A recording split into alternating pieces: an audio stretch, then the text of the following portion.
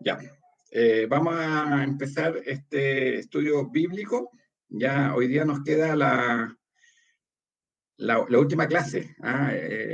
Por fin llegamos al final de la historia y vamos a empezar entonces con una oración. Voy a pedirle a mi hermana Claudia que ella esté haciendo esta oración. Amén. Buen Dios, Padre Celestial, Señor Jesús, delante de su presencia, Señor, está nuestras vidas. Agradecemos, Padre Celestial, por esta oportunidad, Padre amado, que nos brindas, Señor. Yo te pido, Padre amado, Señor, por tu Hijo, quien está encargado, Señor, de este estudio, que le ayudes, Padre Celestial, le dé entendimiento, sabiduría, gracia, para poder interpretar tu palabra, Señor, de forma adecuada. Yo te pido también por cada uno de nosotros, los que estamos aquí, Padre eterno, que nos ayudes cada día, Padre amado, que abras nuestra mente, Señor, nuestro oído, nuestro corazón, para poder, Señor, estar dispuesto a escuchar de tu palabra. Sabemos que cada día aprendemos a través de ella y sabemos que es fundamental, Señor, para un cristiano conocer de tu palabra. Gracias por esta oportunidad. Toma dominio de este estudio bíblico y que todo lo que se haga sea para honra y gloria tuya. Todo esto te lo presento en el nombre de nuestro Salvador Jesús. Amén. Amén. Glorificamos a Dios. Gloria a Dios, gloria a Dios, gloria a Dios para siempre. Ya, entonces vamos a empezar el estudio del día de hoy. Primero preguntando si alguien hizo la tarea. ¿Se acuerdan de la tarea que había? ¿Ya? Era leer Génesis capítulo 1 y capítulo 2, que son los dos primeros capítulos de la Biblia, y leer Apocalipsis capítulo 21 y capítulo 22, que son los dos últimos capítulos de la Biblia. No sé si tienen algún comentario, algo les llama la atención, alguna cosa, alguna figura que se les repita, algo que se modifica entre el primer reino, ¿verdad? Perfecto, y este último reino que Dios va a restaurar. ¿Tienen la palabra, hermano?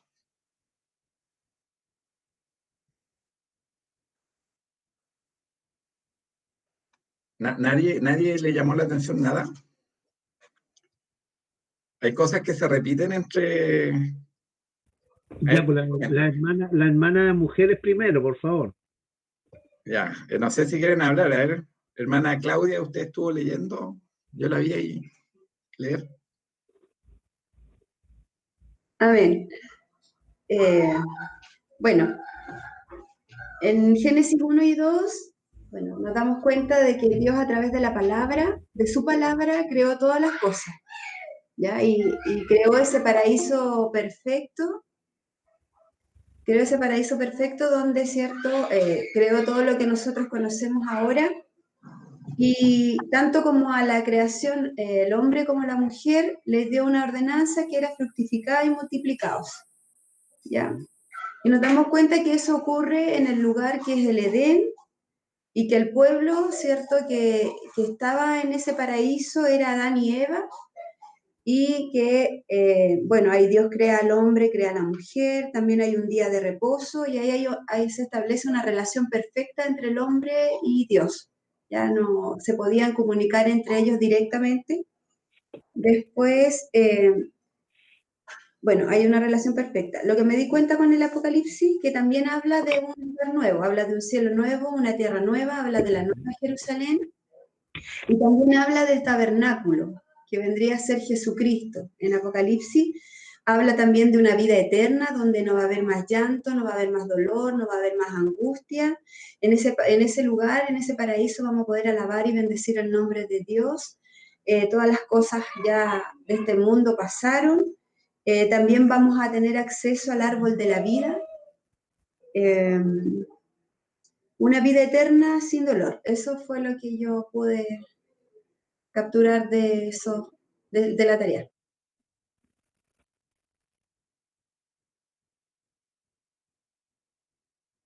No se escucha. Ahora sí. Hay algunas cosas que por ahí se estaban repitiendo. Por ejemplo, el árbol de la vida, ¿eh? El árbol de la vida que le fue negado al hombre, ¿verdad? Va a estar presente ahí en la nueva creación. Está el tabernáculo, que representa a Jesucristo, ¿ya? No sé, hermano Luis, usted que tan varonilmente le cedió la palabra ahí a las damas. Bueno, rescatando lo mismo, pues ahí el versículo 21 de Apocalipsis, a ver, habla sobre el cielo nuevo, una nueva tierra, después la relación que va a haber ahí, o sea, directamente Dios con los hombres, cuando dice en el verso 3, dice Dios con los hombres, Él morará con ellos y ellos serán su pueblo, o sea, hay una cosa personal ahí, Dios con ellos y Él con nosotros, ¿ya? Después dice, como al principio cuando dice que creó Dios los cielos y la tierra, en el verso 5 dice, Él dice, de aquí yo hago nueva todas las cosas, ahí, nuevo otra vez, empezamos de un comienzo. Y después saltamos al verso 22, 2, dice que está ahí, dice, en medio de las calles de la ciudad, dice, de oro, al lado del río, está el árbol de la vida, lo que decía nuestra hermana. También se repite nuevamente la figura del árbol de la vida, que produce los frutos, ¿ya? Entonces, son los mismos también, el tabernáculo, son los mismos detalles que Dios nos está mostrando nuevamente ahora, pero esta parte me gustó harto que la relación nuevamente, o sea, empecemos de cero. Hoy día, o sea, como decir, yo seré su Dios, usted será mis hijos. Empezamos borrón y cuenta nueva, empezamos de nuevo. Una nueva Jerusalén, un árbol de vida de nuevamente y empezamos de nuevo otra vez, con una gran bendición. Eso. Claro, lo más importante acá es la bendición, ¿eh? Y viene reflejado por todas esas cosas y hay una promesa que está a través de toda la Biblia, al que en cada momento el pueblo de Dios le dice, bueno, y ustedes serán su pueblo y Él será su Dios. Y acá está esa promesa ahí cumplida. ¿Ya? Dios va a ser el Dios de toda esta nueva creación. ¿Alguna otra cosa que alguien quiera aportar también que no se haya ya mencionado? Bueno, yo quisiera aportar que la ciudad no va a tener necesidad del sol ni de la luna y que todos los pueblos que fuesen salvados andarán en aquella luz, porque Dios allá arriba lo iluminará todo. Él será la luz y Él será, y por ello nosotros caminaremos en esa luz que será una luz interminable, porque ya no existirá el día ni la noche, sino que va a haber siempre luz en ese lugar. Eso, hermano David. Sí, buen punto. Hay cosas que hoy día sustentan esta creación y que después no van a ser necesarias. A lo mejor nadie se imagina un mundo sin sol, sin que el sol salga todos los días. Y muchos de nosotros vemos en esa figura del sol saliendo todos los días, todas las mañanas, como algo bonito, algo deseable. Pero lo que vamos a vivir en esta nueva creación va a ser más hermoso. ¿Ya? No vamos a necesitar estar mirando el sol todos los días, sino que vamos a ver directamente a Dios. Yo pienso que, y además de una de las cosas más importantes que aquí no va a poder suceder, que sucedió en la primera parte, el pecado. Po. El pecado no va a entrar. Po. El pecado ya está totalmente erradicado, porque aquí dice, en el 21, verso 8, dice, y los cobardes, los incrédulos, los abominables, los homicidas, hace un nombre, una cantidad de nombres, ellos dicen, tendrán su parte, ellos ya van a ser separados, ya no va a haber eso, ya no va a haber pecado ahí, porque este ya es un lugar santo, ya ahora sí que ya no va a poder entrar como el pecado, ni la serpiente, ni el engañador, ni nada de eso, porque ahí estará el Dios y el mismo Cristo, que es la luz que nos va a iluminar, así que ya el pecado va a ser totalmente desarraigado y ya no va a poder ser más. Ya. Sí, eso es también importante, o sea, y bueno, el Nuevo Testamento habla de que nuestros cuerpos van a ser glorificados. Ya nosotros hoy día tenemos la tentación viviendo con nosotros. Nuestros cuerpos, nuestros anhelos propios nos están tentando todo el tiempo.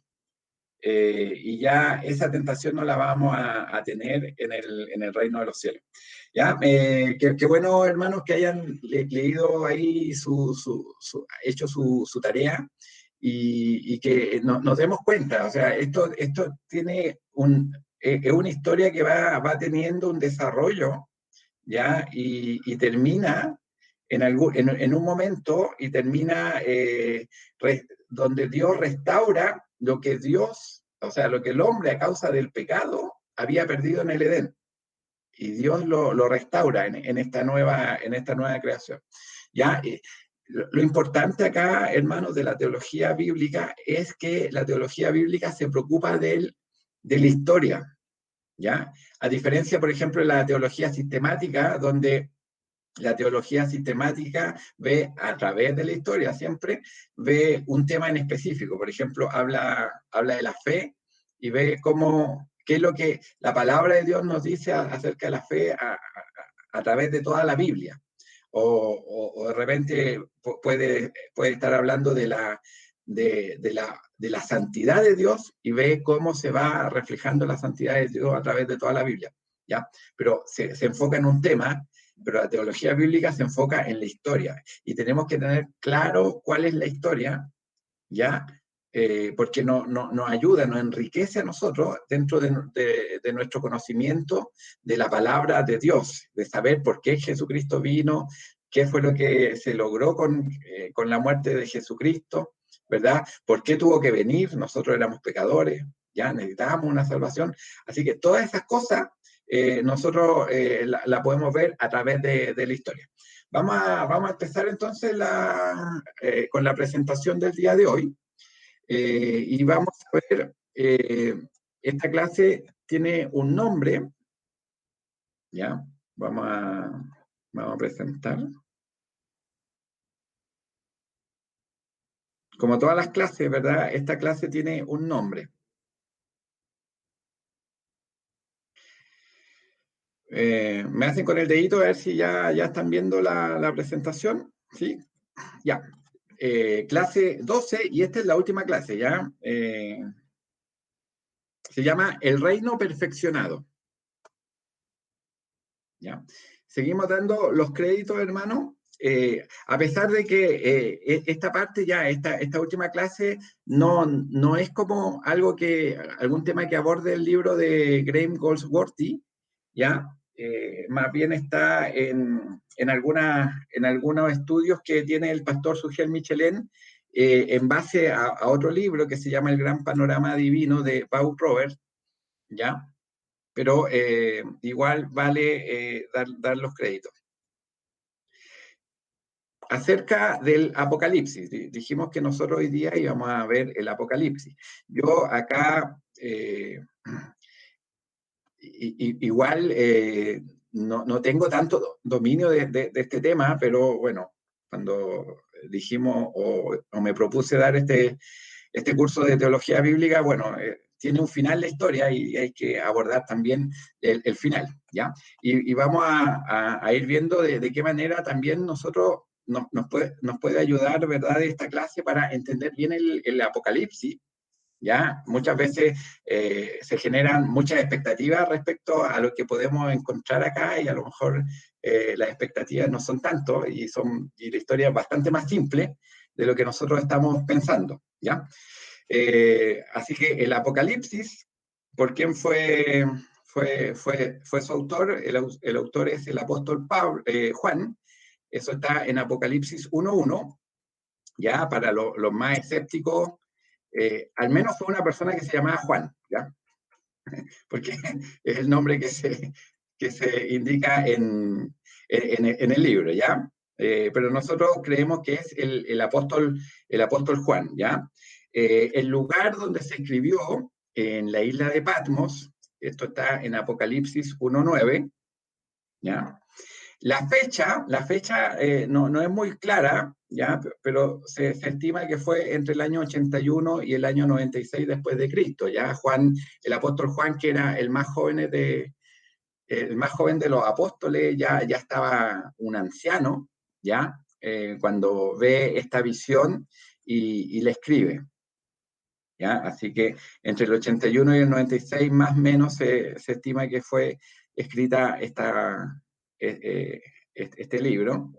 Los destinatarios que tuvo, porque esto en realidad fue como una carta, ¿ya? Y los destinatarios que tuvo esto fueron las 7 iglesias que están en Asia. Eso también lo podemos ver en Apocalipsis 1:4. Entonces ya en los primeros versículos de este libro podemos ya aclarar todas estas dudas. ¿Cuál es el significado del Apocalipsis, del nombre? Ya es revelar. ¿Ya? Por eso que en algunas versiones por ahí le han puesto a este libro revelación. ¿Ya? Nosotros nos quedamos con el original, que es Apocalipsis, ¿ya? Pero el significado es el mismo. Ahora, aquí algo importante. El Apocalipsis está escrito en un estilo literario que se llama apocalíptico, ¿ya? Así se le ha conocido a través de la historia.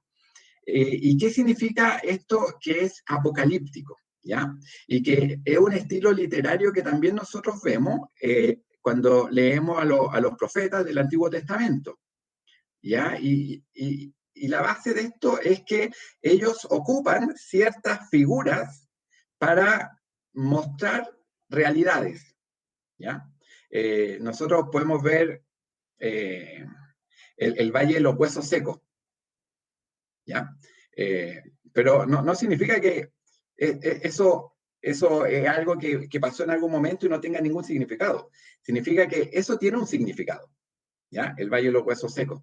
Y lo podemos ver en otros términos. ¿Ah? Muchas veces se trata al pueblo de Israel como una viña, ¿ya? Pero no es una viña. ¿Ah? Es una forma de nombrar al pueblo de Israel. Entonces aquí los que tienden a ser muy literales para entender la escritura, pueden tener problemas al entender el Apocalipsis. Porque si ustedes se fijan, el Apocalipsis está lleno de figuras. ¿Ya? Está lleno de figuras. Entonces, hay que tomar en cuenta que todas esas figuras en realidad están haciendo referencia a alguna verdad. ¿Ya? Similar quizá a lo que hacía Jesús con las parábolas. ¿Ya? Donde contaba una historia, pero detrás de esa historia hay una verdad que él estaba queriendo reflejar. Entonces, un ejemplo ya está aquí en Daniel capítulo 7, ¿ya? Los versículos 3 al 7 hablan de algo que también después se presenta en Apocalipsis, que dice, y 4 bestias grandes, diferentes la una de la otra, subían del mar. ¿Ya? Eso es lo que dice. La primera era como león. Usted, cuando lee esto, usted se va haciendo un dibujo en su mente, ¿verdad? Y tenía alas de águila. Yo estaba mirando hasta que sus alas fueron arrancadas y fue levantada del suelo. Y se puso enhiesta sobre los pies a manera de hombre, y le fue dado corazón de hombre.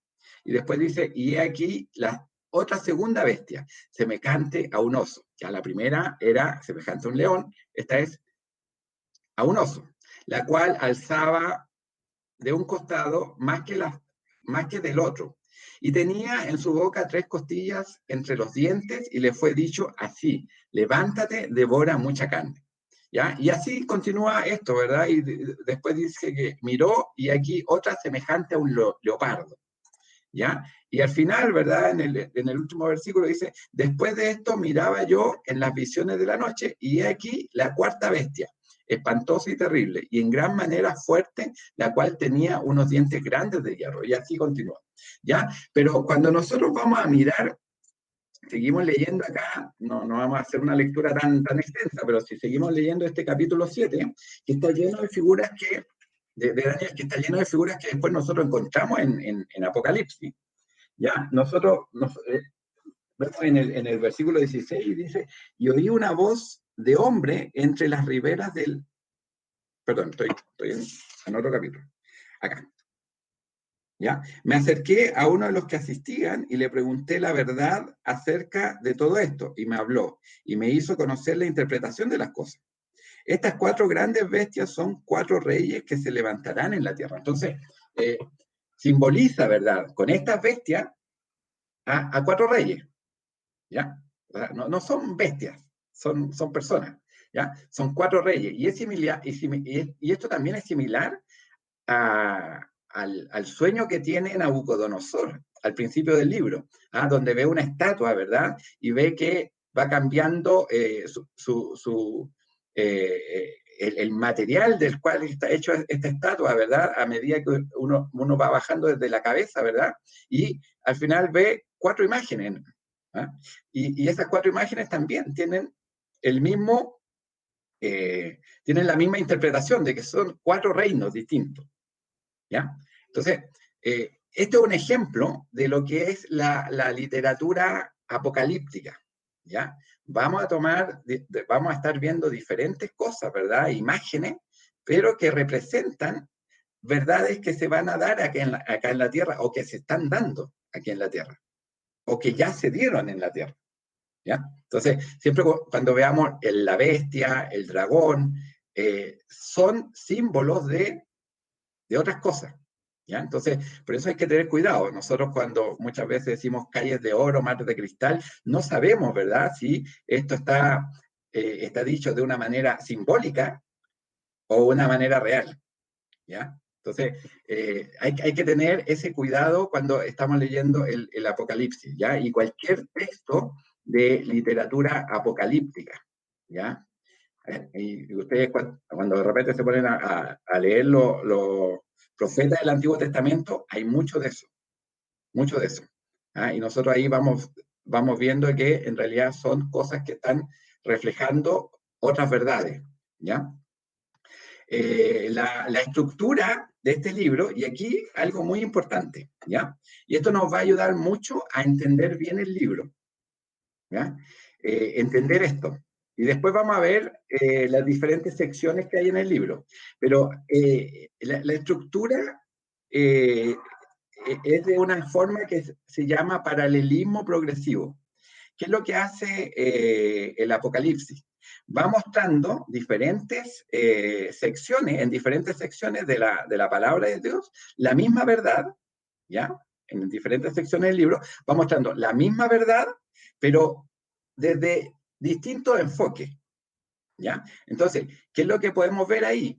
Muchas veces nosotros nos confundimos y vemos que, no sé, la venida de Cristo está muchas veces, y ahí nos empezamos a enredar. O el final, la destrucción final, el juicio final, se narra muchas veces. ¿Y por qué? Pues porque en diferentes secciones va narrando la historia, llegamos al final y después, al siguiente capítulo, volvemos a ver la misma historia desde otro punto de vista. Entonces es como que terminamos y algo pasa que volvemos al principio. Y hasta el final de esa sección donde tenemos el fin de la historia nuevamente y volvemos nuevamente a retomar la historia desde el principio. ¿Ya? No sé si ustedes han tenido esa dificultad cuando han leído el Apocalipsis, pero es como que hay imágenes que se repiten varias veces y parece ser la misma verdad y realmente, pero son secciones distintas donde está mostrando desde diferentes perspectivas, desde diferentes puntos de vista, la verdad, ¿ya? La verdad de lo que está pasando en la Tierra hasta el final de los tiempos, ¿ya? Recordemos en la clase anterior, hablamos que los últimos tiempos, cuando los autores del Nuevo Testamento estaban hablando de los últimos tiempos, estaban hablando también del tiempo de ellos. O sea, los últimos tiempos lo entendemos nosotros desde la primera venida de Cristo hasta la segunda venida de Cristo, ¿ya? Entonces, acá vamos a ver eso reflejado. Mire, aquí yo le puse algunos versículos. Por ejemplo, si nosotros vamos a leer Apocalipsis capítulo 6, ¿cuántos capítulos tiene Apocalipsis? Tiene 22.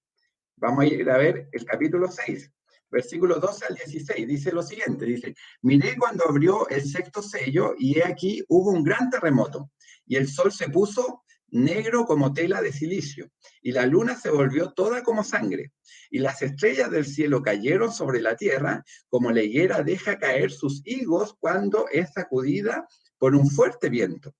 Y el cielo se desvaneció como un pergamino que se enrolla, y todo monte y toda isla se removió de su lugar. Entonces nosotros aquí estamos viendo una imagen del final, ¿cierto? Y después dice, y los reyes de la tierra, y los grandes, los ricos, los capitanes, los poderosos, y todo siervo y todo libre, se escondieron en las cuevas y entre las peñas de los montes, y decían a los montes y a las peñas, caed sobre nosotros y escondernos del rostro de aquel que está sentado en el trono y de la ira del Cordero. ¿Ya? Entonces, cualquiera, al leer esto, puede decir, bueno, el final ya llegó. ¿Ya? Pero la historia empieza a repetirse dentro del Apocalipsis, ¿verdad? ¿Y por qué se llama progresivo? Porque al final, en la última sección, llegamos a los cielos nuevos, a la tierra nueva, y llegamos como al final. ¿Ah? Pero va narrando en diferentes secciones la historia, ¿verdad? Hasta un final, y después vuelve a empezar, hasta otro final, y vuelve a empezar. Y siempre desde diferentes puntos de vista. Por eso es que vemos las 7 trompetas, los 7 sellos, vemos todas estas imágenes que al final son imágenes de lo mismo, ¿ya? Pero visto desde una perspectiva diferente, ¿ya? Entonces, si nosotros nos devolvemos, y bueno, en Apocalipsis 11:15 viene otro final. ¿Ya? Nosotros, si vamos a leerlo, dice, el séptimo ángel tocó la trompeta y hubo grandes voces en el cielo que decían, los reinos del mundo han venido a ser de nuestro Señor y de su Cristo, y Él reinará por los siglos de los siglos. Este versículo perfectamente podría ser el último versículo del libro, ¿cierto? Por lo que está diciendo. Pero, extrañamente, está solo en el capítulo 11, está en la mitad del libro. ¿Ya? Y después la historia vuelve a retomar, y vuelve a terminar, y vuelve a retomar, y vuelve a terminar. Entonces, es una cosa importante que nosotros tenemos que tomar en cuenta cuando estamos leyendo Apocalipsis, ¿ya? No es una historia de corrido, de continuo, no, es una historia que se va repitiendo desde diferentes puntos de vista. ¿Ya? No vamos a seguir leyendo los otros versículos, ahí se los dejo, hermanos, para que ustedes igual los revisen. ¿Ya? Apocalipsis capítulo 14, 15 y 18 y 19. Y después Apocalipsis capítulo 16, versículos del 17 al 20. ¿Ya? Y van a ver, miren, leamos este último, Apocalipsis 16 del 17 al 20.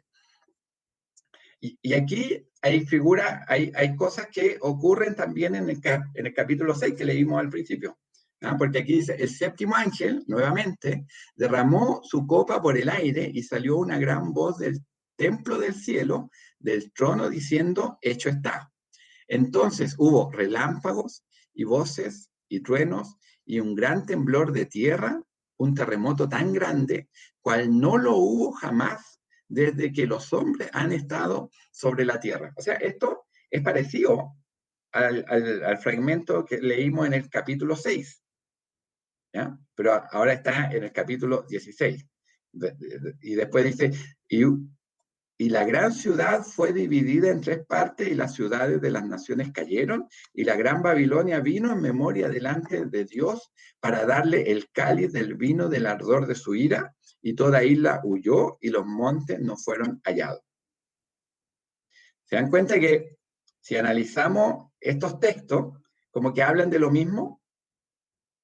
¿Ah? Pero están muy separados, ¿ya? Entonces, hay que tomar en cuenta eso. La estructura de este libro es de paralelismo progresivo, o sea, cada sección va narrando la misma historia, pero a su vez va creciendo en intensidad, hasta llegar al capítulo 21 y 22, ¿ah? Después del capítulo 20 que narra ahí el Armagedón, la batalla final, ¿verdad?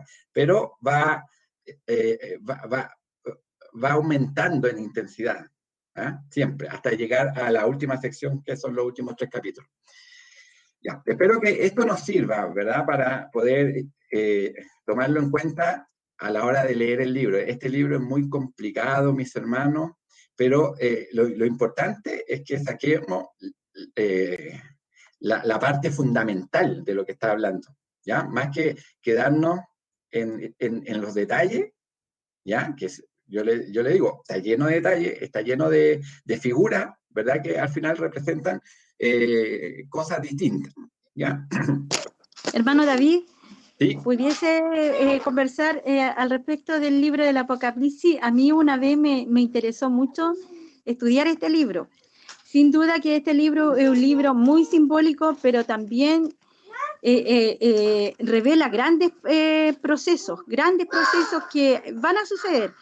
Y cuando, por ejemplo, simbólicamente habla de la gran ramera que está sentada sobre muchas aguas, naciones, pueblos y lenguas, esta palabra nos revela a nosotros que esa es la gran Roma, la gran Iglesia Católica que se ha sentado, ¿verdad?, ahí en ese lugar donde muchas lenguas, donde muchas naciones, donde muchos pueblos se convocan para oír las misas del sacerdote. ¿Por qué? Porque también esta misma palabra nos revela de que detrás de esta gran ramera hay 7 colinas.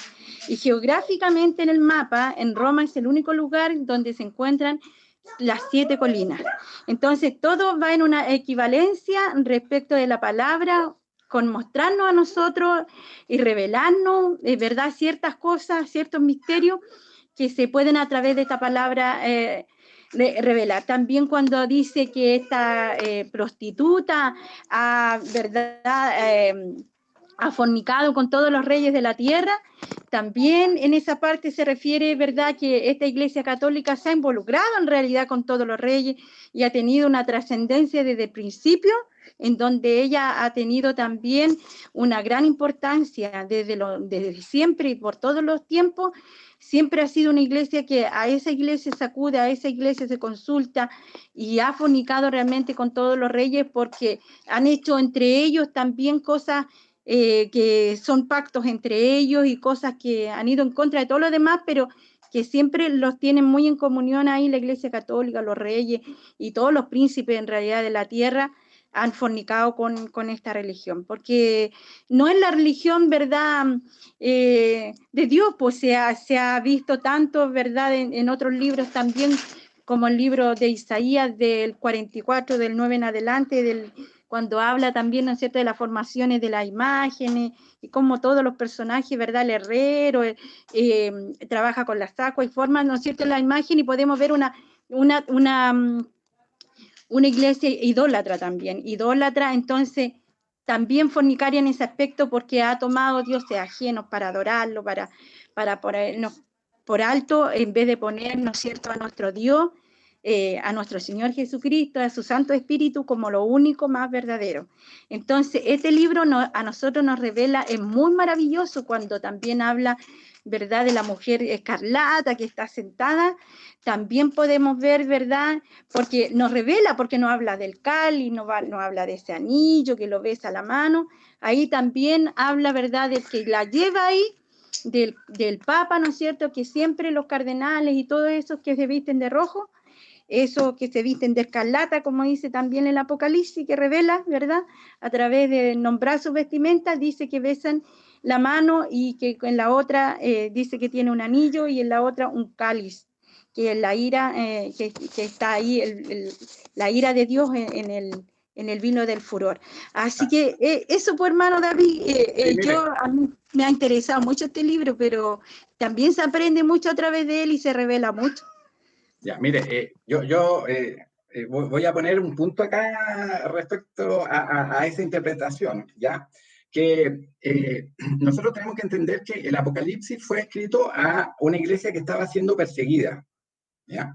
Entonces, el Apocalipsis venía a entregar esperanza a ese pueblo de Dios que estaba en un momento teniendo persecución, ¿ya? Entonces, cuando nosotros hacemos referencia, como hizo usted, solo a la Iglesia Católica, como esta Babilonia, nosotros estamos perdiendo mucho de la información que puede traer este libro. O sea, yo no le digo que puede haber verdad en lo que usted dice, pero tampoco le quito verdad al hecho de que esta Babilonia está presente desde Babel, desde el capítulo 11 de Génesis, y es todo lo que se opone a Dios en el fondo. Son las ciudades que se oponen a Dios. Nosotros vemos que Daniel hablaba de reinos, y esos reinos ya fueron. ¿ah? Estaba hablando de Babilonia, estaba hablando de Asiria, estaba hablando de los griegos, estaba hablando de los romanos, ¿ya? Quienes persiguieron al pueblo de Dios que estaba recibiendo este mensaje era Roma, ¿ah? Pero eran los romanos, el imperio romano, no la iglesia que posteriormente se constituyó. Entonces, hay hartas cosas que nosotros tenemos que un poquito abrir la mirada y decir, bueno, estas cosas que se han opuesto al pueblo de Dios han sido diferentes a través de la historia. Nosotros vamos a ver que en un tiempo más ya nadie va a creer en Roma, ya nadie va a creer en Dios, y quizá va a venir de movimientos que sean ateos, ¿verdad? Los que empiecen a perseguir al pueblo de Dios. Entonces, hay que abrir un poquito la mirada y ver que estos símbolos son símbolos que se van a ir reflejando a través del tiempo de diferentes maneras, ¿ya? Tratemos de tener eso también un poquito en mente, ¿ya? Porque la iglesia de Roma no existía cuando se escribió el libro, ¿ya? Entonces, y el libro también le está hablando a la gente que estaba escuchando la palabra de Dios en ese momento, ¿ya? Entonces, el periodo que narra el Apocalipsis muchas veces viene desde Génesis hasta Apocalipsis, ¿ya? Y vamos a ir viendo ahí las diferentes secciones. Está bien, hermana Glenda, pero también tratemos de ver desde otro enfoque, ¿ya? Desde un enfoque más amplio, ¿ya? Porque en los tiempos, lo que se ha opuesto al pueblo de Dios han sido diferentes cosas, ¿ya? Entonces, para tener eso en claro, hermana Glenda, ¿ya? Claro, Y y vamos no a es ver que yo... aquí cuando yo vea las diferentes secciones, cómo también vamos a poder ir interpretando las diferentes secciones del libro, ¿ya? Claro, porque a mí igual me deja ver, porque de verdad, hermano, que yo este libro yo lo estudié, y a mí igual me deja entrever a mí, en la percepción mía de haberlo leído y haberlo, haber como dilucidado un poco lo simbólico que es, también igual nos trae a la memoria lo que va a venir en los tiempos cercanos a la venida de Jesucristo, porque a lo mejor me voy a adelantar un poquitito, pero por ejemplo cuando habla de los dos testigos que los pudimos volver a la historia para atrás y vamos a descubrir también quiénes son, que podría ser Elías y Moisés, porque no lo digo yo, porque lo dice, me parece que el libro de Malaquías habla al respecto. Entonces, eso que son los dos olivos. Pero a mí este libro me deja entrever mucho también de lo que viene al final de los tiempos, porque también habla de los 144 y porque después va hablando también de esta nueva Jerusalén que desciende a una tierra limpia. Entonces, eso no ha acontecido todavía. Entonces, yo en mi percepción, esto a mí me deja entrever, viendo cómo van sucediendo todas estas profecías y se vayan cumpliendo. También a mí me van mostrando que los tiempos se van acercando a la venida de Jesucristo. Eso Ahora, es lo que a mí me dejó muy, sí, muy claro mire, este libro. yo creo que aquí lo más importante de este libro, primero, ¿quién es el personaje principal de toda la Biblia? Es Cristo. Y el personaje principal de Apocalipsis también es el Cristo, ¿ya? Y lo más importante, así dicho en simple, que uno puede aprender del Apocalipsis, así bien en simple, es que al final Dios gana. Al final de la historia, Dios gana, ¿ya? Todas estas figuras que nosotros estamos leyendo y las podemos interpretar de diferentes maneras, a lo mejor va a llegar un momento donde sí vamos a saber a qué representaban, pero lo importante es que al final es Dios el que gana, ¿ya? Al final nosotros ganamos. Eso es lo bonito de esta historia, ¿ya? Al final ganamos, o sea, esto dicho en absolutamente simple, ¿ya? Así que vamos a ir avanzando con las secciones del libro, ¿ya? Y hay se puede dividir este libro en 7 secciones, ¿ya? Y esto sería bueno que lo apuntáramos, ¿ya? Y las primeras 3 secciones nos van a narrar los eventos que ocurren en la Tierra, ¿ya? Entre la primera y la segunda venida de Cristo, ¿ya? Por eso es que solamente entender el Apocalipsis como lo que va a venir en los últimos tiempos, así como lo que va a pasar inmediatamente antes de la segunda venida, no es una buena forma de entenderlo, ¿ya? Entonces, las primeras 3 secciones hablan de los eventos que ocurren en la tierra entre la primera y la segunda venida de Cristo, ¿ya? Y la primera sección, que son los capítulos del 1 al 3, hablan de Cristo morando entre las 7 iglesias representadas por los 7 candeleros, ¿ya? O sea, cuando nosotros ahí leemos acerca de los 7 candeleros, en realidad representan, no son candeleros, no es que Cristo esté entre 7 candeleros, ¿ya? Sino que él está en medio de su iglesia, porque los 7 candeleros representan estas 7 iglesias. Y eso está escrito textual en el libro de Apocalipsis. Entonces, estos 3 primeros capítulos hablan de cómo Cristo está morando en su iglesia, ¿ya? Entonces, hoy día Cristo está morando en medio de su iglesia, ¿ya? Entonces, eso nos hablan los 3 primeros capítulos. Después, en los capítulos del 4 al 7, narran la iglesia sufriendo pruebas y persecución representada por los 7 sellos. O sea, cuando habla de los 7 sellos, son todas estas pruebas y todas estas persecuciones que está sufriendo la iglesia. Y no solamente nosotros, no solamente la iglesia que va a existir en el momento inmediatamente anterior a la segunda venida de Cristo, sino que la iglesia de todos los tiempos. Desde, ¿verdad?, la iglesia que estaba en el tiempo de Juan cuando él escribió este libro, y que ya estaba siendo perseguida, y ya estaba siendo perseguida por el Imperio Romano, ¿ya? Por un reino, este mismo reino que hablaba Daniel. Entonces, por eso, todos estos reinos que están representados en Babilonia, ¿ah?, y que vienen desde Babel, ¿ya? Se han mostrado de diferentes formas a través de la historia, pero es todas las ciudades, todos los reinos que se han opuesto al dominio de Dios, ¿ya?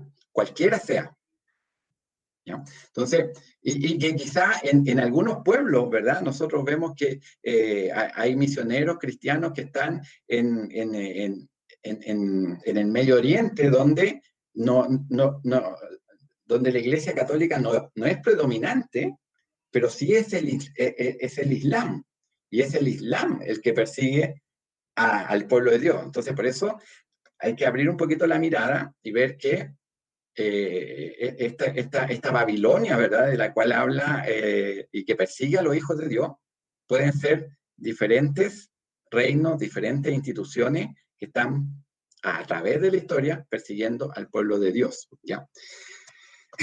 Y la tercera sección, ya estas 3 secciones, recordemos que son los eventos que ocurren en la tierra entre la primera y la segunda venida de Cristo, nos narra la iglesia protegida y finalmente vindicada, representada por las 7 trompetas, ¿ya? Entonces, son 3 formas de ver la historia de diferentes maneras. Una, Cristo morando entre la iglesia. Otra, la iglesia sufriendo pruebas, a pesar de que Cristo mora, ¿verdad?, entre medio, la iglesia sufriendo pruebas y persecuciones. Y la otra, la iglesia siendo protegida y vindicada finalmente por Dios, ¿ya? Entonces, son tres secciones que narran la misma historia desde ópticas diferentes. A la primera óptica es Cristo en medio de la iglesia, la segunda es Cristo pasando pruebas y persecuciones, y la tercera es Cristo, es la iglesia, ¿verdad?, siendo vindicada y protegida por Cristo, ¿ya? Continuamos. Después vienen 4 secciones, ¿ya? Esta es la parte donde el libro se pone bueno, y se pone más enredado también. Cristo y su lucha contra el anticristo. Y nosotros también la clase pasada vimos que el anticristo o el espíritu del anticristo ya existía en los tiempos de los apóstoles, ¿ya? Entonces no es un ser humano que va a aparecer en algún momento, no. Es todo lo que se está oponiendo a Jesucristo a través de la historia, ¿ya? Entonces, también tenemos que tener eso en claro.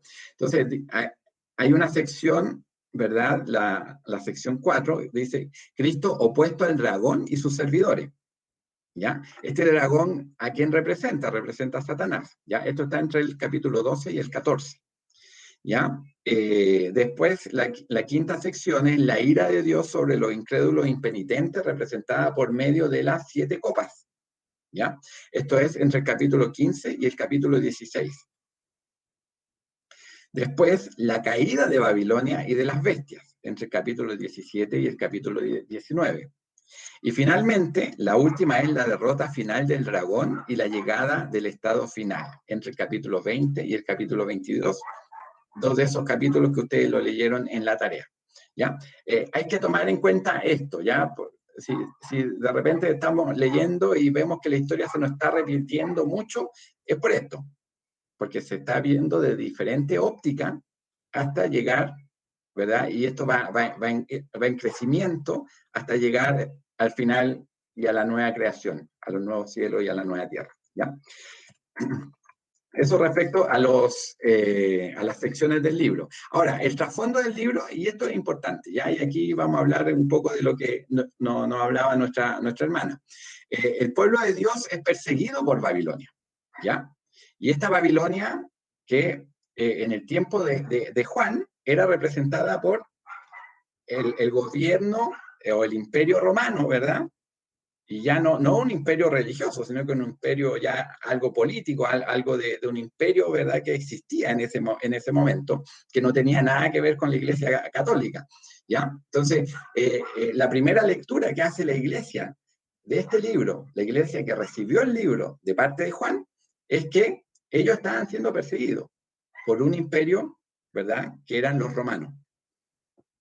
¿Ya? Entonces, eso lo vemos acá en Apocalipsis 17, del 4 al 6, donde dice, y la mujer estaba vestida de púrpura y escarlata y adornada de oro, de piedras preciosas y de perlas, y tenía en la mano un cáliz de oro lleno de abominaciones y de la inmundicia de su fornicación, y en su frente un nombre escrito, un misterio, Babilonia la Grande, la madre de las rameras y de las abominaciones de la tierra.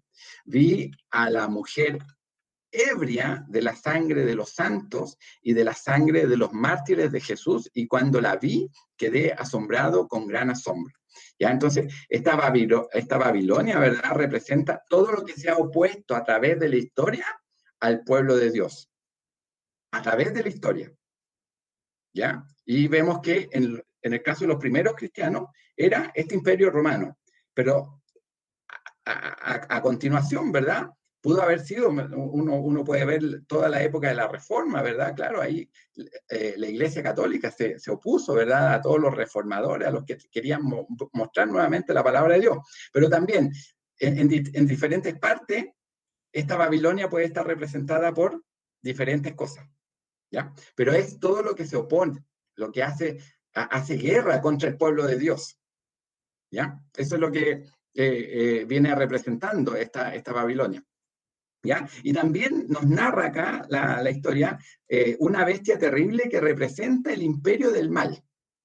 ¿Ya? Y cuando vamos a ver cómo está definida esta bestia, uno ve que hay una fusión de las 4 bestias de Daniel, que nosotros leímos antes.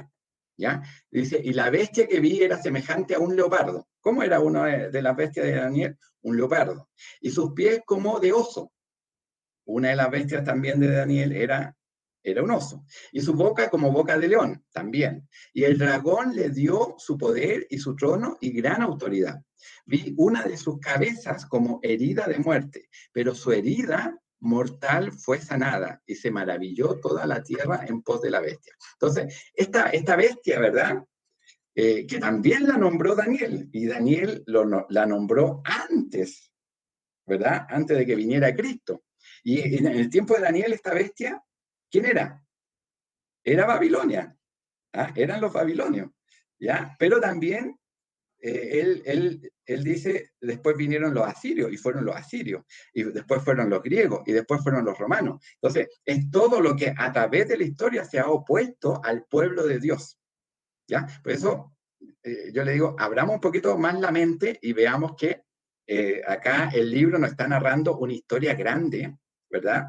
Y cómo esta termina, ¿ya?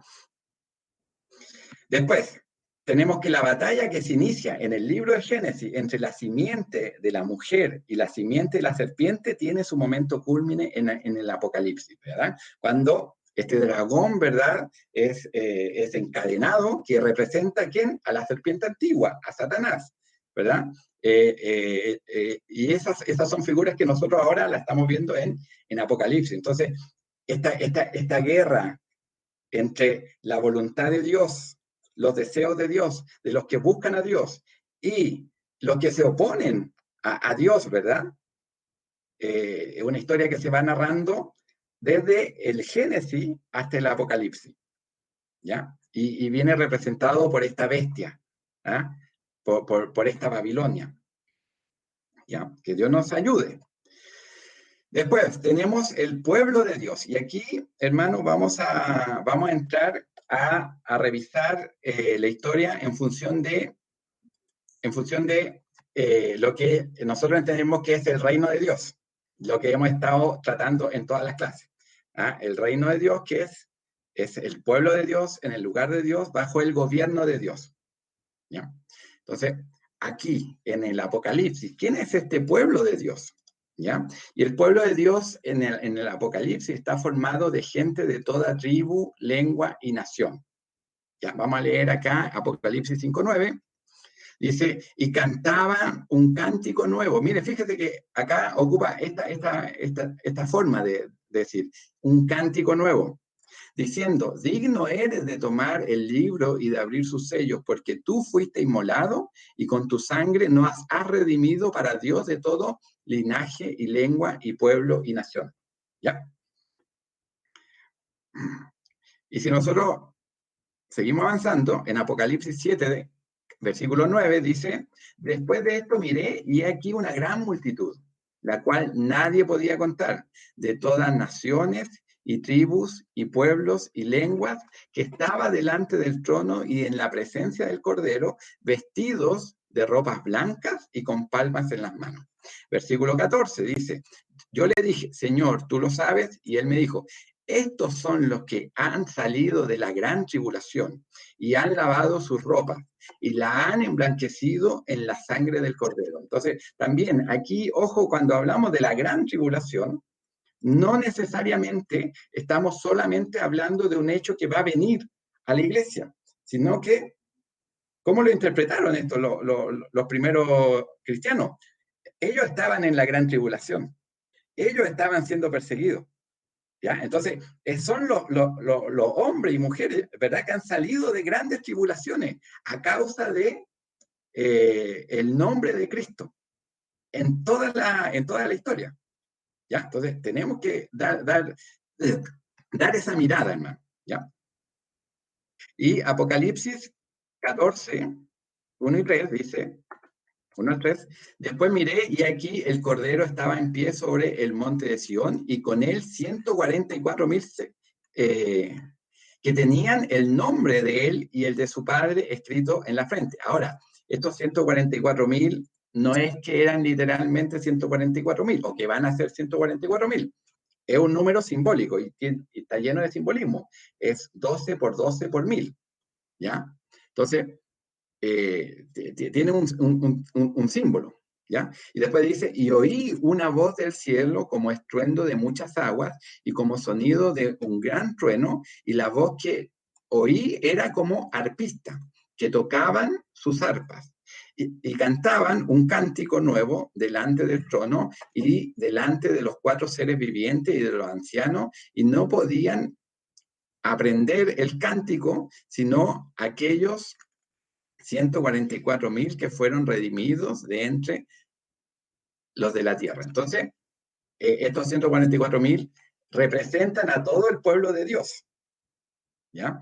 Y también en otras partes la Escritura va narrando y los va identificando como una gran multitud que ha lavado su ropa en la sangre del Cordero. Es el mismo pueblo de Dios. ¿Ya? No, hay algunas interpretaciones que han querido mostrar de que los 144,000 eran como los salvados dentro del pueblo de Israel y la gran multitud era la iglesia. No es así, mis hermanos. Esa separación es una separación que no está de acuerdo a lo que nos viene hablando la palabra de Dios. ¿Ya? Entonces, siempre tenemos que tener en cuenta todos estos símbolos que se van apareciendo acá en el libro. ¿Ya? Y después, así como Adán fue rey y sacerdote en el huerto del Edén, los seres humanos en la nueva creación, ¿qué van a hacer? Reyes y sacerdotes. ¿Ya? Reyes y sacerdotes. ¿Ya? Entonces, Adán tenía esta posición de rey como el primer hombre, el que iba a gobernar la tierra. ¿Ya? Y también era sacerdote. ¿Por qué? Porque él tenía acceso a Dios. ¿Ya? Él podía tener acceso como un sacerdote, ¿verdad? A la presencia de Dios. ¿Ya? Pero en la nueva creación, si nosotros leemos acá varios versículos, Apocalipsis 1:6, dice, y nos hizo reyes y sacerdotes para Dios su Padre. A él sea gloria e imperio por los siglos de los siglos. Amén.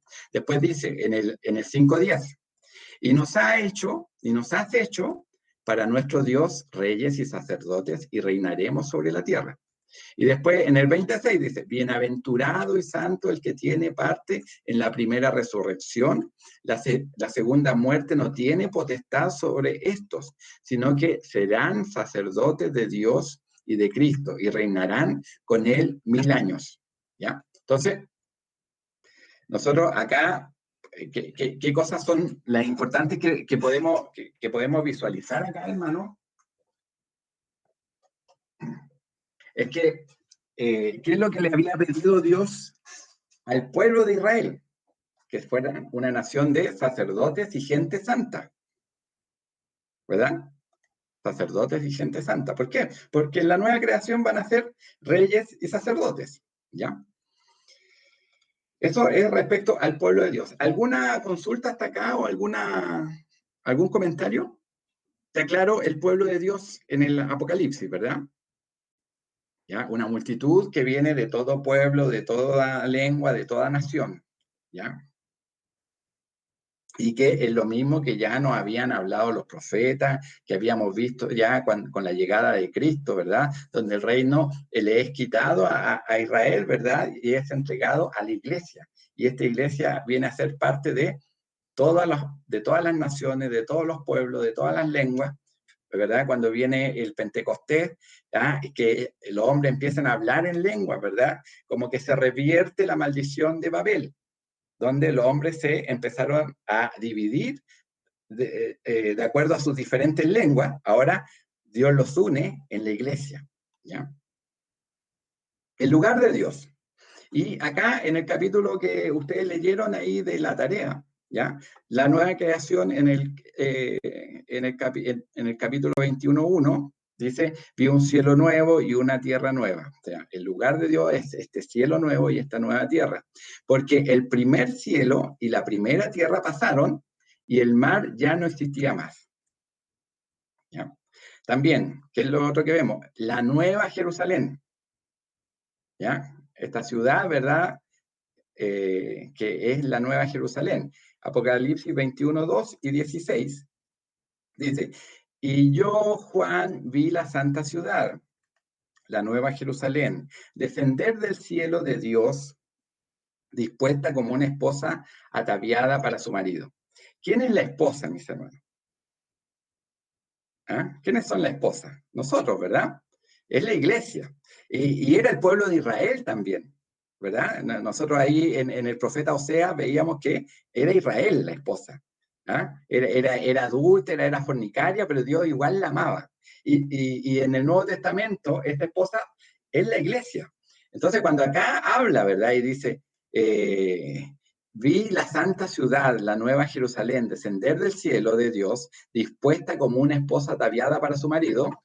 Entonces nos da a entender también de que esta es una figura, esta nueva ciudad, esta nueva Jerusalén, porque en realidad de lo que está hablando, no está hablando de una ciudad, está hablando de la iglesia, ¿ah? Del pueblo de Dios.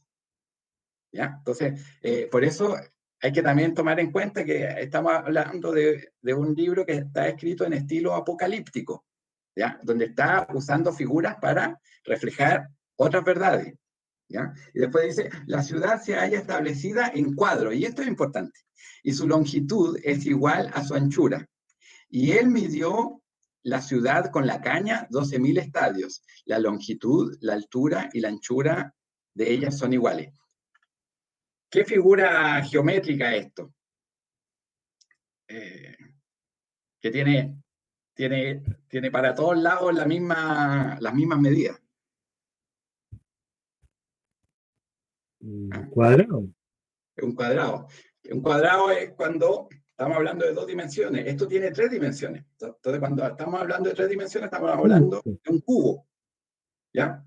Es como entrar a una pieza que es cuadrada en su base, pero su altura es de la misma longitud de cada uno de los lados de su base. Entonces, es un cubo.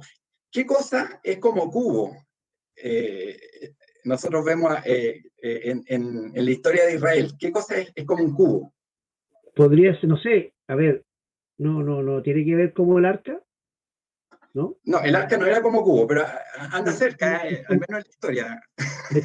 Entonces podría ser ¿cuánto se llama?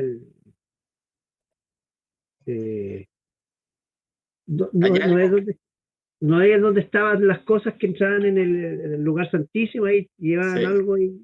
Mire, si usted va a mirar cómo está descrito el lugar santísimo era un cubo. Era un cubo. Entonces, este lugar de Dios, acá en esta nueva creación, que es un cubo, en realidad lo que está mostrando, ¿verdad? Es que es el lugar santísimo.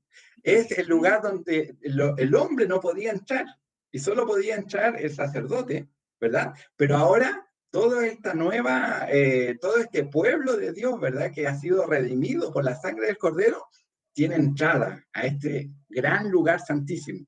¿Ah? Entonces, son símbolos, ¿verdad? Pero que nos muestran de que el hombre con su pecado, ¿verdad? Que salió del huerto del Edén, ¿verdad?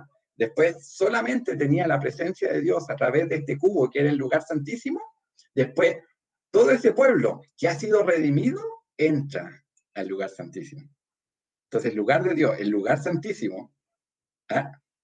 Y con el pueblo de Dios adentro de ese lugar santísimo. ¿Ya? Entonces, ese es el simbolismo que muestra esto. ¿Ya? Y también nos habla de el nuevo templo. ¿Ya? En Apocalipsis, el nuevo templo en Apocalipsis aparece muchas veces. Si usted pone la palabra templo y busca la cantidad de veces que aparecen en el Apocalipsis, son muchas veces. ¿Ya? Aquí en el capítulo 15, versículo 8 dice, y el templo se llenó de humo por la gloria de Dios y por su poder, y nadie podía entrar en el templo hasta que se hubiesen cumplido las 7 plagas de los 7 ángeles. ¿Ya? Pero cuando vamos a mirar Apocalipsis 21:3, ¿qué es lo que nos dice?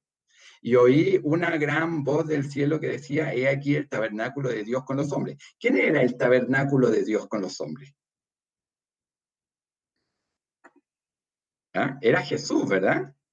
Jesús era el tabernáculo de Dios con los hombres. ¿Ah? Y habitó en medio de ellos, ¿verdad? Entonces, este tabernáculo que es el templo, ¿verdad? Es Jesucristo. Y después en el versículo 22 nos dice, y no vi en ella templo. O sea, la cantidad de veces que Apocalipsis hablaba del templo, ¿verdad? Y para que después en los últimos capítulos, ¿qué es lo que nos diga? Que no había templo, y no vi en ella templo porque el Señor Dios Todopoderoso es el templo de ella y el Cordero. ¿Ah? Otra palabra que se repite mucho y que nos muestra que el verdadero protagonista acá en la historia del Apocalipsis es Jesucristo, es la palabra Cordero. ¿A quién más puede representar el Cordero? Solo a Jesucristo. ¿Ya?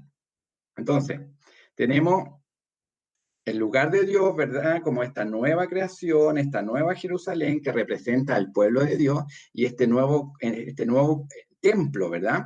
Y después nosotros podemos sacar esto como conclusión. Todo el universo viene a ser el lugar de Dios. ¿Ya? Apocalipsis 7, del 15 al 17. Que lo que nos dice estos versículos, nos dicen, por esto están delante del trono de Dios y le servían día y noche en su templo, y el que está sentado sobre el trono extenderá su tabernáculo sobre ellos, su tabernáculo, ¿eh? Este edificio, que es algo simbólico, ¿verdad? Lo extenderá sobre ellos, el pueblo va a estar dentro de este lugar santísimo, ¿ya? Ya no tendrán hambre ni sed, y el sol no caerá sobre ellos, ni calor alguno, porque el Cordero que está en medio del trono los pastoreará y los seguirá a fuentes de aguas de vida, y Dios enjugará toda lágrima de los ojos de ellos. ¿Ya? Entonces, el lugar de Dios es todo el universo. ¿Ya? Y finalmente vemos el gobierno y la bendición de Dios. Recordemos, el reino de Dios está dado por el pueblo de Dios, en el lugar de Dios, bajo el gobierno de Dios. ¿Ya? Y aquí, ¿qué es lo que nosotros vemos? El libro empieza con las cartas a las 7 iglesias y posteriormente la visión de un trono y el que está sentado en el trono. ¿Ya? Entonces, esto es bien importante, hermanos, para entender lo que también quiere mostrar Apocalipsis, que a pesar de la persecución, Dios está en el trono. ¿Ya? Y después nos habla del león y el cordero. ¿Ya? Acá en Apocalipsis 5, del 5 al 6, y el versículo 13 también lo vamos a leer, dice, y uno de los ancianos me dijo, no llores, he aquí el león de la tribu de Judá. O sea, esto nos lleva a Génesis capítulo 49, ¿ah? Cuando Jacob le está dando la bendición, ¿verdad?, a sus hijos, ¿verdad? Y llega a Judá, dice, cachorro de león, ¿ah? El león de la tribu de Judá, ¿ya? Y después dice, ha vencido para abrir el libro y desatar sus 7 sellos. O sea, ¿con qué nos enfrentamos acá? Con un león, ¿verdad? Están todos preguntando quién será capaz de abrir los sellos, ¿verdad? El león, ¿ya? Y aquí viene lo maravilloso, dice, y miré, porque parece que Juan se dio vuelta a mirar al león, dice, y miré y vi que en medio del trono y de los 4 seres vivientes y en medio de los ancianos estaba en pie un cordero como inmolado. O sea, este león, yo antes leía este pasaje y decía, bueno, hay un león y hay un cordero. No, este león es el cordero, es el mismo, ¿ya? ¿Por qué? Porque este león, que representa la fuerza de Dios, ¿verdad? ¿Ah? Vence como cordero. ¿Ah? Como cordero, muerto en la cruz. Vence muriendo. ¿Ah? Vence perdiendo, pero vence. ¿Ya? Entonces, ese es el cordero, ¿ya? Como inmolado, que tenía 7 cuernos y 7 ojos, los cuales son los 7 espíritus de Dios enviados por toda la tierra. Y después dice, y a todo lo creado que está en el cielo y sobre la tierra y debajo de la tierra y en el mar, y a todas las cosas que en ellos hay, oí decir, al que está sentado en el trono y al Cordero sea la alabanza, la honra, la gloria y el poder por los siglos de los siglos. ¿Ya? Muchas veces nosotros leemos este libro enfocado en querer ver al anticristo, a Satanás, ¿verdad? Y estamos como muy enfocados en eso, pero en realidad lo que quiere exaltar este libro es a Cristo. ¿Ah? El verdadero personaje importante acá es Cristo, el Cordero. ¿Ah? Si usted escribe ahí Cordero en Apocalipsis, bueno, ya va a salir un montón de referencias. ¿Ya?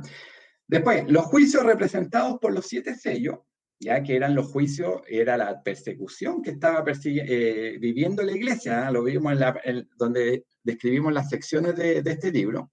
Las 7 trompetas, las 7 copas, vienen todas de parte de Dios. O sea, Dios está en su trono. ¿Ya? Y todos estos juicios que están llegando sobre la tierra vienen porque Dios los envía. ¿Ya? Y después dice, incluso el dominio sobre la bestia proviene de Dios. Y eso lo vamos a leer acá. Apocalipsis 13:5 y del 14 al 15 dice, también se le dio, y aquí dice, se le dio boca que hablaba grandes cosas y blasfemias, y se le dio autoridad para actuar 42 meses. Y después dice, y engaña a los moradores de la tierra con las señales que se le han permitido hacer en presencia de la bestia. O sea, de nuevo, se le ha permitido. Y después dice, mandando a los moradores de la tierra que le hagan imagen a la bestia que tiene la herida de espada y vivió. Y se le permitió infundir aliento a la imagen de la bestia para que la imagen hablase e hiciese matar a todos los que no la adorasen. Entonces, incluso El poder que tiene la bestia, el poder que tiene el enemigo, le ha sido concedido de parte de Dios. ¿Por qué? Porque el que está sentado en el trono, ¿verdad?, es el Cordero, es Dios. ¿Ah? A pesar de que muchas veces la iglesia vivió persecución, tenía la tranquilidad de que el que estaba en el trono era Dios. ¿Ya? Cristo está en el trono. Hoy día nosotros estamos viviendo una situación de pandemia, ¿verdad? Donde hay mucha gente asustada, no podemos salir con tranquilidad a la calle, ¿verdad? Cualquier relación que podamos tener con cualquier persona, ¿verdad?, nos está exponiendo a un posible contagio, pero sabemos que Cristo está en su trono. ¿Ya? Y eso nos tiene que llenar a nosotros de esperanza. ¿Ah? El gobierno está siendo asumido por Dios. ¿Ya? Y finalmente, acá vamos a ver ya la parte de la bendición de este gobierno. ¿Ya? Porque ustedes saben que hay gobiernos buenos y gobiernos malos. Y cuando hay un gobierno bueno, hay bendición. La gente lo pasa bien. ¿Ya? Cuando hay un gobierno malo, ¿verdad?, la gente lo pasa mal. ¿Ya? Pero el gobierno de Dios trae bendición a su pueblo. ¿Ya?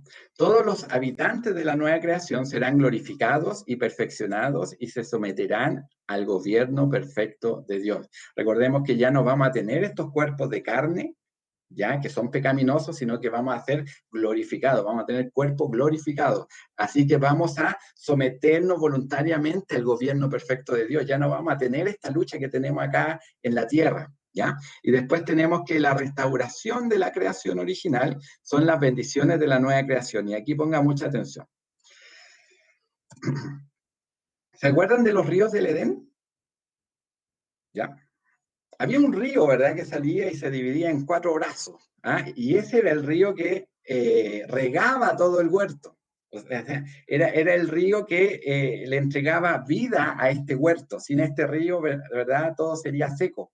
¿Ya? Pero había huerto, había árbol de la vida, habían árboles que le entregaban fruta y alimento, ¿verdad? Entonces, todo eso, ¿verdad?, estaba representado por la bendición que tenían estos ríos. Y recordemos también, eso está en Génesis 2 del día al 14, no lo vamos a leer por tiempo, y recordemos también que en la visión de Ezequiel del templo, eso está en Ezequiel 47 del 1 al 12, él también veía que salía del templo un río que traía vida.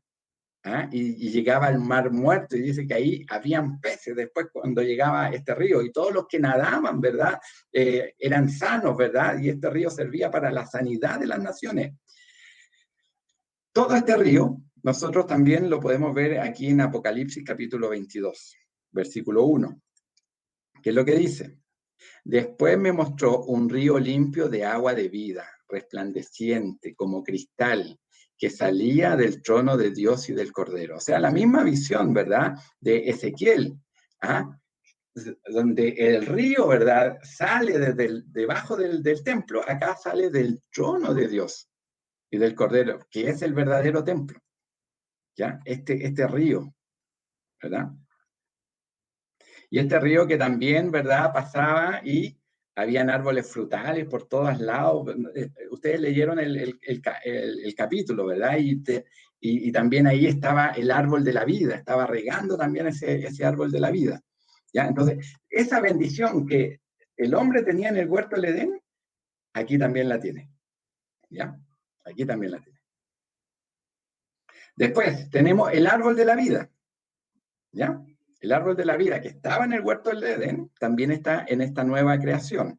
Apocalipsis 22, versículos 2, 14 y 19. Dice: en medio de la calle de la ciudad y a uno y otro lado del río estaba el árbol de la vida, que produce 12 frutos, dando cada mes su fruto, y las hojas del árbol eran para la sanidad de las naciones. Y después dice: bienaventurados los que lavan sus ropas para tener derecho al árbol de la vida y para entrar por las puertas en la ciudad.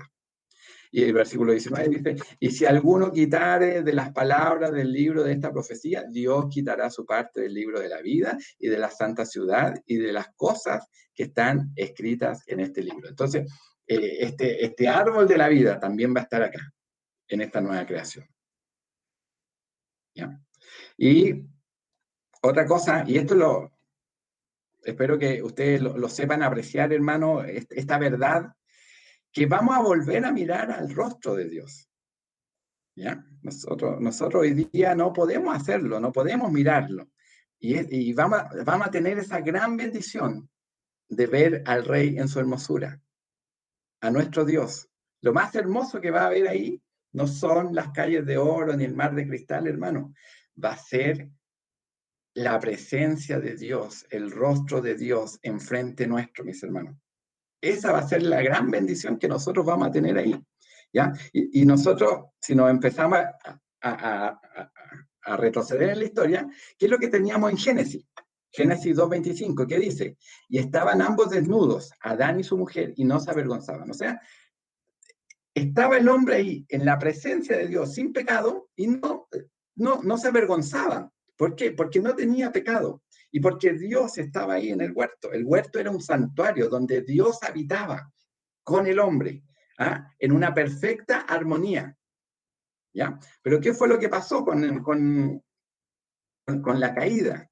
Dice, en el 3:8 de Génesis, dice, y oyeron la voz de Jehová Dios que se paseaba en el huerto al aire del día, y el hombre y su mujer se escondieron de la presencia de Jehová Dios entre los árboles del huerto. ¿Ya? O sea, el pecado hace que el hombre se aparte, ¿verdad?, de Dios. Que Dios nos ayude. ¿Ah? Y cuando se aparta de Dios, mis hermanos, ¿verdad? Tenemos la situación que hoy día tenemos. Nosotros delante de Dios ya no nos presentamos como hombres que pueden llegar libremente delante de la presencia de Dios. ¿Ah? Nos tenemos que presentar como pecadores, humillados, ¿verdad? Porque estamos delante del Santo. ¿Ya? Que Dios nos ayude. No era lo que pasaba con Adán y Eva en el huerto, ¿verdad? Antes de que cayeran en pecado. ¿Ya? Hoy día no tenemos esa relación. Recordemos que el que entraba al lugar santísimo era el sacerdote. No podía entrar todo el pueblo y tenían que, ¿verdad? Ellos tenían la bendición de morar en la presencia de Dios solo gracias a los sacrificios que había que realizar. ¿Ya? Pero acá, cuando nosotros vamos a mirar en Apocalipsis 22, del 3 al 4, ¿qué es lo que nos dice la palabra de Dios? Dice, y no habrá más maldición. Y el trono de Dios y del Cordero estará en ella, y sus siervos le servirán y verán su rostro. ¿Qué bendición, hermano? ¿Qué bendición vamos a tener? ¿Ah? Después de que toda la humanidad, después de Adán y Eva, han vivido escondiéndose de Dios, ¿verdad? Llegando humillados delante de Dios por causa del pecado. Ahí vamos a tener la bendición de ver su rostro. Y su nombre estará en su frente. O sea, la bendición maravillosa, ¿verdad?, de estar en esta nueva creación es que vamos a poder ver su rostro. ¿Ya? Ya no nos vamos a tener que ocultar. Ya no nos vamos a tener, ¿verdad?, que humillar por causa de nuestro pecado, sino que ahí Dios ha lavado las ropas, ¿verdad?, de este nuevo pueblo de Dios, ¿verdad?, con la sangre del Cordero. ¿Ya? Hay una bendición ahí, ¿ah? Ver su rostro. ¿Ya? Que Dios nos ayude. Entonces, este nuevo gobierno viene con una gran bendición. Las mismas bendiciones que el hombre tenía en el huerto del Edén, ahora las va a tener en esta nueva creación. ¿Ya? Que Dios nos bendiga, hermano. Y vamos a volver a este cuadrito, ¿ya?, que nos muestra aquí 7 etapas del reino, ¿verdad? ¿Ah? Desde el Edén hasta este reino perfeccionado, ¿ya? Donde el pueblo de Dios, en el lugar de Dios, bajo el gobierno de Dios, ha ido cambiando, ¿ya? Entonces, el pueblo de Dios, desde Adán y Eva, y después pasando a Israel, al remanente fiel, mis hermanos, hasta llegar a la iglesia, ¿verdad? Acá en este reino perfeccionado, en la familia de Dios, multinacional, de todos los países, de todas las lenguas, de todas las tribus, ¿verdad?, de todas las naciones. Y después, el lugar de Dios, que empezó en el huerto del Edén como el lugar de Dios, y después se cambió a Canaán, a Jerusalén, al templo, ¿verdad? y que en la época de la iglesia es el creyente individual que es la iglesia, ¿verdad? El lugar de Dios, donde habita Dios. Acá va a ser la nueva creación, la nueva Jerusalén y el nuevo templo, ¿ya? Y el gobierno de Dios, que era la palabra de Dios, ¿verdad? Ahí en el huerto del Edén, después pasó a las promesas que Dios le hizo a Abraham, pasó al pacto del Sinaí, al rey, y al nuevo pacto, y al nuevo rey, y después el gobierno de Cristo, y nosotros hoy día como iglesia estamos viviendo este nuevo pacto bajo el Espíritu Santo. Después va a ser el trono de Dios y el Cordero y la bendición perfecta de estar en esta nueva creación, de poder ver su rostro y disfrutar de la bendición de Dios, ¿ya? Así que aquí tenemos este cuadro terminado, ¿ya? Hemos terminado la historia, ¿ya? En este reino perfeccionado. Y al final de la historia es Dios el que gana, ¿ya? Así que, ¿qué aprendimos hoy, hermanos? Apocalipsis muestra que la iglesia, a pesar de sus tribulaciones, Cristo está en control de todas las cosas, ¿ya? Y que Dios restaurará un reino perfecto y el hombre gozará las bendiciones que fueron perdidas en el Edén, ¿ya? Así que eso es lo que hemos aprendido hoy día. Si alguien tiene alguna consulta, puede hacerla. ¿Alguna acotación? ¿Nada? Ya. Mire, yo les voy a dejar igual una tarea, no la vamos a revisar en la próxima clase porque esta es la última clase, ¿ya?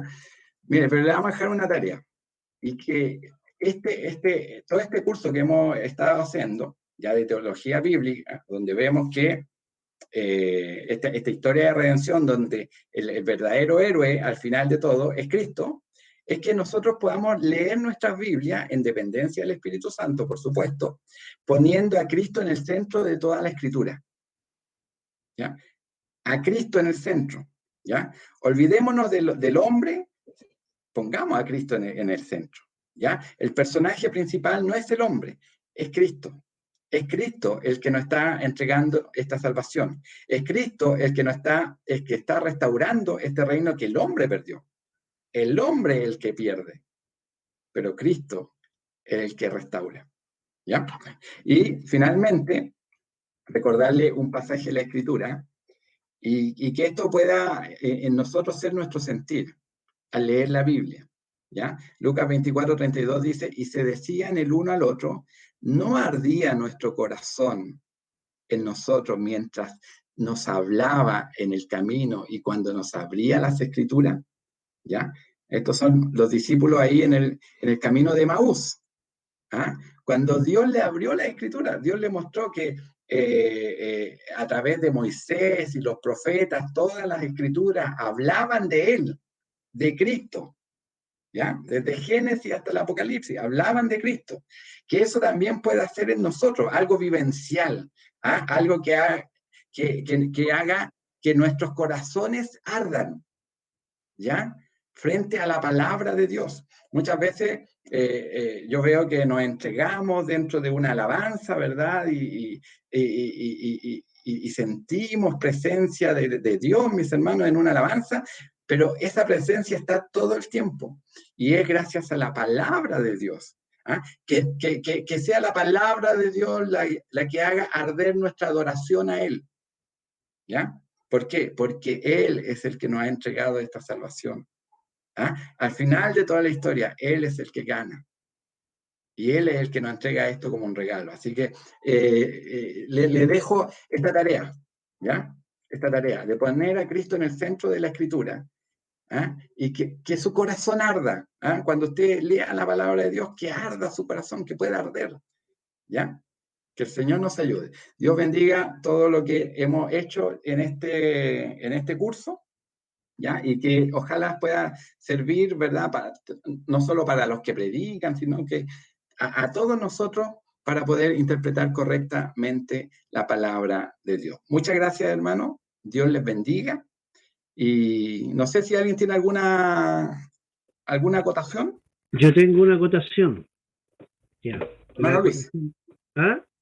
Hermano Luis. Ya. David, la acotación mía es la siguiente. A lo mejor será mucho pedir, pero nunca está de más plantearla.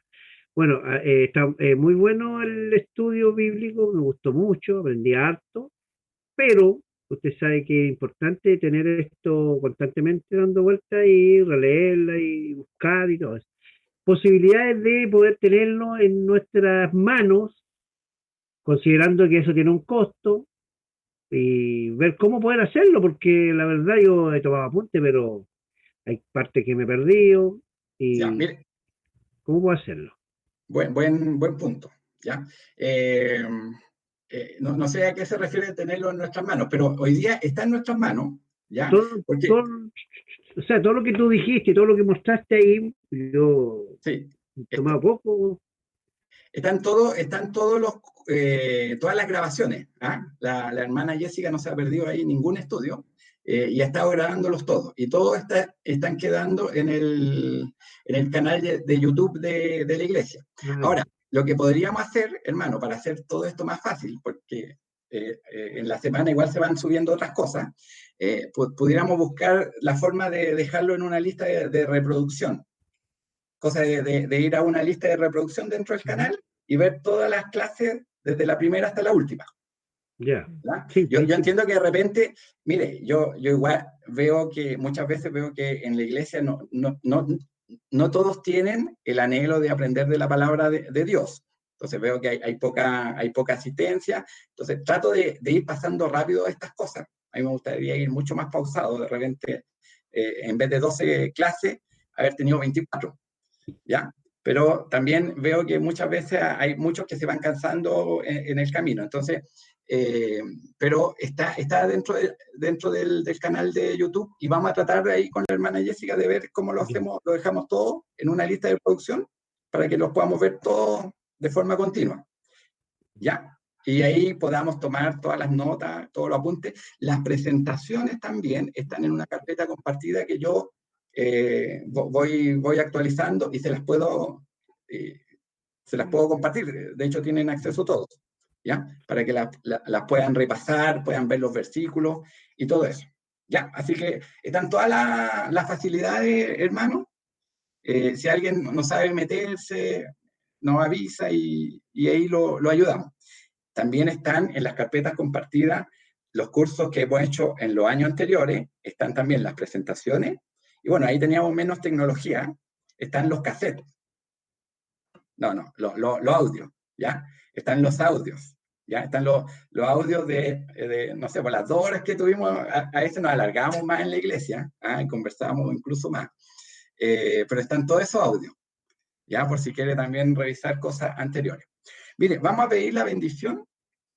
Y quiero que nos quedemos un ratito para ver un poquito cuáles son sus intereses, porque igual vamos a tratar de preparar otros estudios bíblicos hacia adelante, ya para saber también qué cosas son las que nos inquietan a nosotros. Así que voy a pedirle, mire, voy a aprovechar ahí nuestra hermana Carito, hace tiempo que no la veíamos acá en el estudio, Dios la bendiga, voy a pedirle a ella que pida la bendición, ¿ya?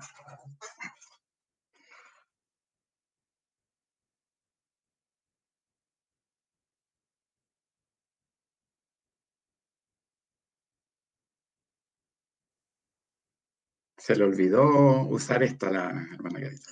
No, ay, es que estoy con otro celular que no es ni mío. Mi celular se echó a perder, lo tuve que regresar y me ha costado un montón. Ya, pero ahí me escucho bien. Sí, ya. Vamos a pedir la bendición. Padre nuestro que estás en el cielo, santificado sea su nombre. Bendito Dios. Agradecemos a usted, Señor del cielo, de su palabra, mi Dios del cielo.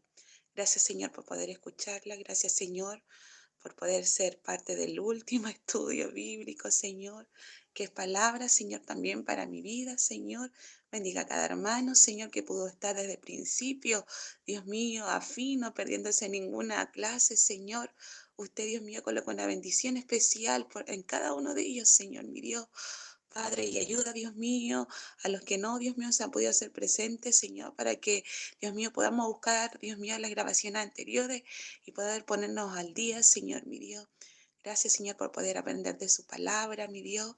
Gracias, Señor, porque aún en la última clase, Señor, Dios mío, Jesucristo es el más importante, Señor. No es importante a lo mejor tanto sello, como decía nuestro hermano David, el mar de cristal, la calle de oro, sino que Jesucristo, usted, Padre, es el más importante. Y gracias, Señor, por poder entender eso, Señor.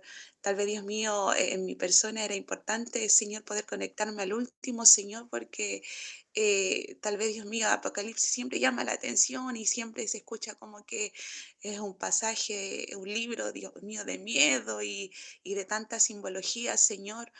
Pero aquí, Dios mío, hemos podido entender, Dios mío, que a pesar de todo eso, Señor, lo más importante, y vuelvo a repetir, es nuestro Señor Jesucristo. Y gracias, Señor, por poder entenderlo así. Bendiga a nuestro hermano David, Señor, cada día, Señor. Él se ha dado el tiempo, Señor, de poder planificar todas estas clases, Señor. Que su espíritu y su ánimo nunca decaiga, Señor, mi Dios. A pesar, Dios mío, tal vez muchas veces de la baja existencia, Señor. Pero que Él siempre, Dios mío, pueda tener en su corazón el anhelo de poder predicar su palabra, el anhelo de poder instruir a otros, Señor, con su ayuda. Bendiga, Dios mío, toda esta reunión que se ha podido realizar, este estudio bíblico, y coloque, Dios mío, una bendición en cada vida, en cada corazón. Le pedimos todo esto en el nombre del Padre, Hijo y Espíritu Santo. Amén. Gracias, Señor. Amén. Glorifiquemos a Dios. Gloria a Dios, gloria a Dios, gloria a Dios para siempre. Que el Señor les bendiga y como le había dicho,